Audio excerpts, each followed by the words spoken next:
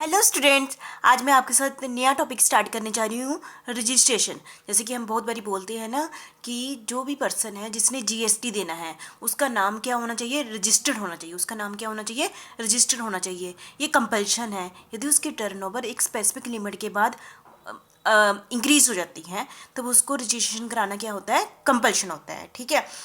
ये special class of the person, special class of the person ऐसे person जिनकी ये जो टर्नओवर है, सेल की टर्नओवर एक लिमिट से ज़्यादा है तो उनको रजिस्ट्रेशन कराना होता है और उसको एक सर्टिफिकेट मिल जाता है। ठीक है। और उसके बेस पर वो क्या देता है, जीएसटी देता है। ठीक है।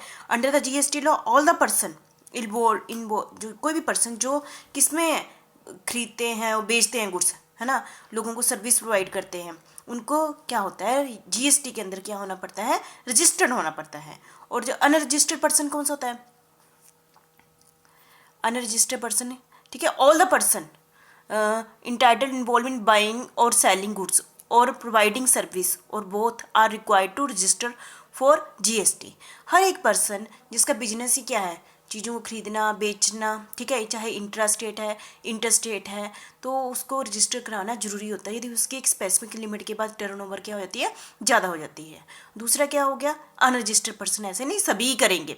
अनरजिस्टर्ड पर्सन कौन से हुए, जिनके लिए कंपल्शन नहीं है। ठीक है। कई बार होता है ना कि उनकी, यदि हो सकता है अनरजिस्टर्ड पर्सन वो भी हो सकता है जिसकी जो टर्नओवर है वो एक स्पेसिफिक लिमिट से कम है। ठीक है। तो उनको रजिस्ट्रेशन कराना जरूरी नहीं होता है। लेकिन जो अनरजिस्टर्ड होते हैं उनको कुछ फैसिलिटी नहीं है। ठीक है। जैसे unregistered is not allowed to collect GST from a customer.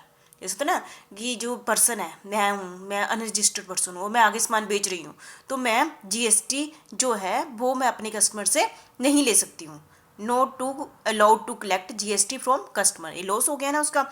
और क्लेम इनपुट टैक्स क्रेडिट, हमने पिछले चैप्टर में भी डिस्कस किया है, जीएसटी में ही ये टॉपिक है। क्या इनपुट टैक्स क्रेडिट का बेनिफिट तभी मिलेगा यदि वो पर्सन क्या हो, रजिस्टर्ड हो। ठीक है।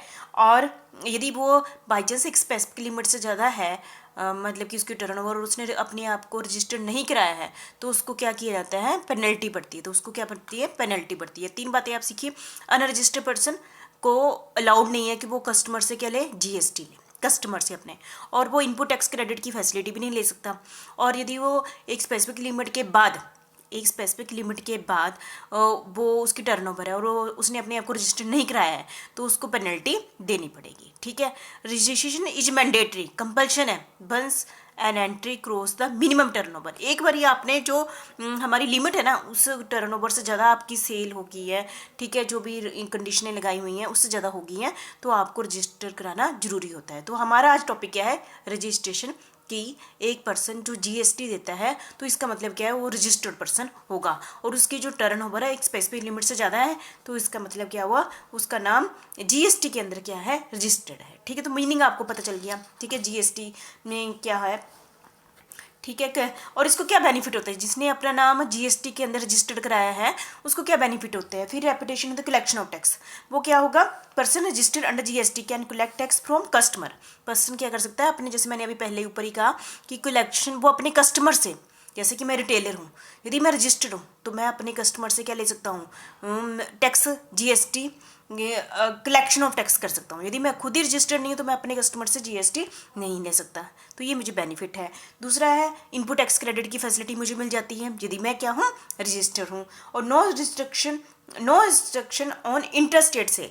आपको पता है इंटरस्टेट सेल का मतलब क्या हुआ, एक स्टेट से दूसरी स्टेट में यदि सेल की जा रही है, जैसे हिमाचल से पंजाब में सेल की जा रही है, ठीक है, तो उस पर मेरे पर कोई भी रिस्ट्रिक्शन नहीं लगेगी। ठीक है। ये थे सारे क्या बेनिफिट ऑफ जीएसटी, मतलब रजिस्ट्रेशन के बेनिफिट होते हैं जो जीएसटी देते हैं, जो जीएसटी देते हैं। ठीक है।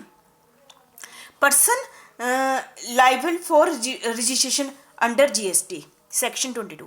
कौन से पर्सन लाइबल होते हैं, किन की रिस्पॉन्सिबिलिटी है बनती है अंडर जीएसटी, वो अपना नाम रजिस्टर कराए, क्योंकि रजिस्टर्ड होगा तभी जीएसटी देगा ना।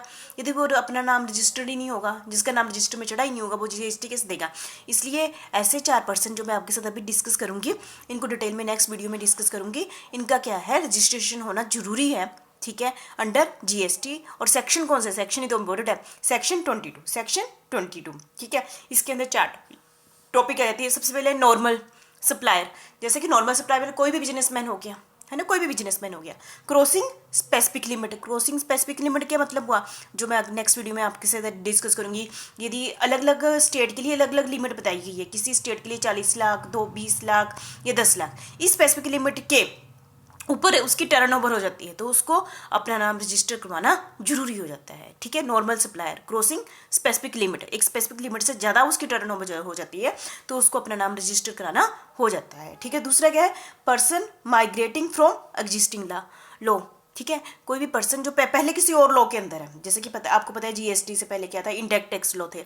ठीक है, यदि वो पर्सन इनडायरेक्ट टैक्स लॉ के अंदर रजिस्टर्ड था और अब शिफ्ट हो गया है, ठीक है, hold licence under existing indirect tax law, यदि उसने वहाँ पर अपना लाइसेंस लिया हुआ है तो अपने आप ही यहाँ पर शिफ्ट हो जाएगा, मतलब कि उसको भी जीएसटी के अंदर क्या होना पड़ेगा, रजिस्टर होना चाहिए। जैसे इनडायरेक्ट टैक्स लॉ में पहले वो उसने लाइसेंस लिया है, पहले टैक्स देता था, अब जीएसटी लागू हो गया तो उसके अंदर उसको रजिस्टर होना जरूरी हो गया। नो लिमिट का मतलब है कि, चलो इसको नेक्स्ट बताते हैं, transferee in case of transfer of business. जैसे कि मैं एक बिजनेसमैन हूँ, मैं पूरा का पूरा बिजनेस किसको कर दिया है, मैंने अपना पूरा का पूरा बिजनेस आगे किसी को ट्रांसफ़र कर दिया है। ठीक है, तो जिसको मैंने ट्रांसफ़र किया है अपना पूरा, और मेरी जो मेरा बिजनेस था उसकी टर्नओवर लिमिट से ज़्यादा थी और मैं रजिस्टर्ड पर्सन था और मैंने पूरा का पूरा बिजनेस किसी और को ट्रांसफ़र कर दिया है और नया ओनर बन गया है, तो उसके लिए भी कंपल्शन हो जाता है वो अपने आप को क्या कराए, रजिस्टर्ड कराए। ठीक है ना, मतलब अब तो उसकी भी टर्नओवर वही होगी ना, पूरा का पूरा बिजनेस क्या कर दिया हुआ है, उसको मैंने ट्रांसफ़र कर दिया है। फोर्थ है हमारा इन केस ऑफ एमलगमेशन और डीमर्जर। आपको पता है कि एमलगमेशन मतलब जैसे आपको पता ही है कि आप जैसे एक कंपनी है बी कंपनी में जाके मिल जाती है तो एक कंपनी खत्म होगी ना, तो ट्रांसफर कौन हो गया, है ना, ट्रांसफर होगी एक कंपनी, जिसमें जो नई कंपनी बन गई वो क्या होगी, ट्रांसफर होगी। जब अब देखो यदि ट्रांसफर कंपनी जो खत्म होगी अब वो क्या थी, रजिस्टर्ड थी, है ना, वो क्या थी, रजिस्टर्ड थी। अब जो वो ट्रांसफरी कंपनी के पास चला गया, ट्रांसफरी कंपनी के पास चला गया, अब उसने पूरा बिजनेस ले लिया है तो उसको भी जीएसटी के अंदर क्या होना पड़ेगा, रजिस्टर्ड होना पड़ेगा। ठीक है, बस इन दोनों टॉपिकों में क्या था, जिसने वही बिजनेस आगे ले लिया है, ठीक है, और जो पहले वाला ओनर था वो जीएसटी देता था तो उसको भी अगले में जीएसटी के लिए रजिस्टर्ड होना पड़ेगा। ठीक है, और जो पर्सन यहाँ पर क्या कहा गया है, जो पहले किसी लॉ के अंडर, जो जीएसटी से पहले लॉ था उसमें रजिस्टर्ड था, अब नई लॉ के अकॉर्डिंग जीएसटी में भी रजिस्टर्ड होना पड़ेगा। नॉर्मल सप्लायर मतलब कि यदि उसकी जो सप्लाई है टर्नओवर से ज़्यादा हो जाती है, स्पेसिफिक टर्नओवर से ज़्यादा हो जाती है तो उसको भी क्या होना पड़ेगा, रजिस्टर्ड होना पड़ेगा।